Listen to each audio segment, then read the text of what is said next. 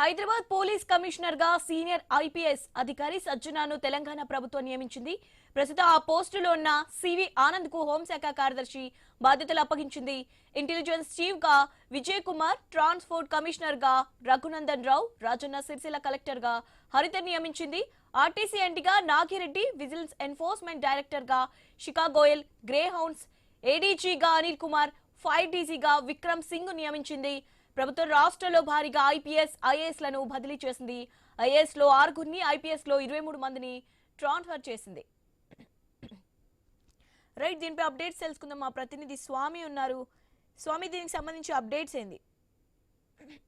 తెలంగాణలో ఐపీఎస్ బదిలీలకు సంబంధించి రాష్ట్ర ప్రభుత్వం ట్రాన్స్ఫర్ చేసింది. చాలా మంది సీనియర్లకు పోస్టింగ్లు ఇచ్చారు. ఇప్పటికీ ఇటీవల సంబంధించి నిన్ననే రాష్ట్ర డీజీపీగా ఒకవైపు కొత్త అధికారులను నియమించినటువంటి రాష్ట్ర ప్రభుత్వం, ఒకవైపు లోకల్ బాడీ ఎలక్షన్స్ మిగతా అన్ని దృష్టిలో ఉంచుకొని రాష్ట్ర ప్రభుత్వం కీలక నిర్ణయం తీసుకున్నట్టు అది అర్థమవుతుంది. మనకు వివిధ పోస్టులకు సంబంధించి ఇప్పటికే వివిధ జిల్లాల్లో వారి వారి పరిస్థితిని బట్టి రాష్ట్ర ప్రభుత్వం ఈ నియామకాలు చేపట్టినట్టుగా తెలుస్తుంది. ఒకవైపు నిన్న డీజీపీగా శివధర్ రెడ్డిని నియమించిన రాష్ట్ర ప్రభుత్వం ఈ రోజు మిగతా ఐఏఎస్, ఐపీఎస్ ల బదిలీలకు సంబంధించి పచ్చ జెండా ఊపింది. ఇందులో మొత్తానికి దాదాపుగా 23 మంది ఐపీఎస్ లని, 6 ఐఏఎస్ లని బదిలీ చేసింది. ఇందులో ట్రాన్స్పోర్ట్ కమిషనర్ గా ప్రస్తుతం అగ్రికల్చర్ చూస్తున్నటువంటి ట్రాన్స్పోర్ట్ కమిషనర్ గా ఉన్నటువంటి రఘునందన్ రావుని ఒకవైపు ట్రాన్స్పోర్ట్ కమిషనర్ గా నియమించింది. మరోవైపు ఇటు రాజన్న సిరిసిల్ల కలెక్టర్ గా హరితకు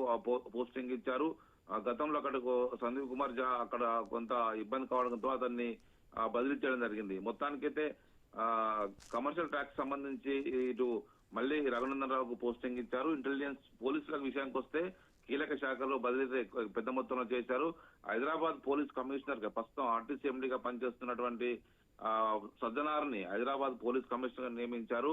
హోంశాఖ కార్యదర్శిగా సివి ఆనంద్ కి అవకాశం ఇచ్చారు. సివి ఆనంద్ తనకు డీజీపీగా అవకాశం వస్తుందని చెప్పేసి ఎన్నో ఆశలు పెట్టుకున్నారు. ఆయనకు రాష్ట్ర ప్రభుత్వం హోంశాఖ కార్యదర్శిగా నియమించింది. ఇటు ఇంటెలిజెన్స్ చీఫ్ గా విజయ్ కుమార్ కు ప్రభుత్వం బదిలీ చేసింది. మరోవైపు ఇటు మిగతా అధికారులుగా ఆర్టీసీ ఎండీగా నాగిరెడ్డిని, ఇప్పుడు ఫైర్ డీజీగా ఉన్నటువంటి ఆర్టీసీ ఎండీ నాగిరెడ్డిని నియమించింది. మరోవైపు ఇంటెలిజెన్స్ చీఫ్ గా విజయ్ కుమార్ కు అవకాశం కల్పించారు. విజిలెన్స్ అండ్ ఎన్ఫోర్స్మెంట్ కు శిఖా గోయల్ ని బదిలీ చేశారు.